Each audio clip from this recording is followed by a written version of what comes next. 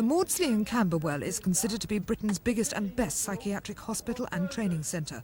The proposed cuts threaten several key services. They affect mental handicap, they affect child and adolescent psychiatry, they affect neurosurgery, they affect emergency psychiatry, community psychiatry, alcoholism and drug addiction. All areas which the government itself says are the top areas for health service, concern in the health service. The health authority itself is loath to make any cuts. Just a month ago it published a report saying they didn't have scope to find savings in clinical services.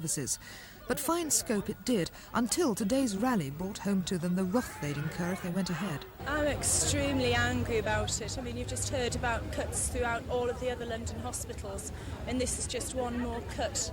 That just won't be allowed to go ahead if we can help it, really. Well, I'm very critical that the Health Authority have come along asking for these cuts which would be so damaging to the services, but they haven't even gone to the government, and the Special Health Authority is actually directly appointed by the Secretary of State. They haven't even gone to the government and said, look, we're facing difficulties, these are the importance of our services, how can you help us avoid this crisis?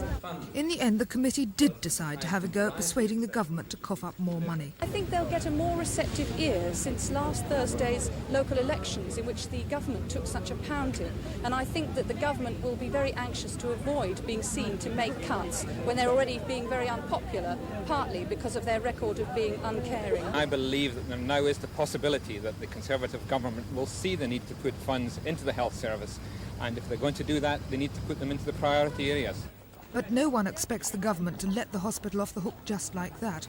Services at the Maudsley are still under threat. As one senior manager said, saving them will take a gruelling, long war of attrition with no promise of success. Rita Carter in Camberwell for Thames News.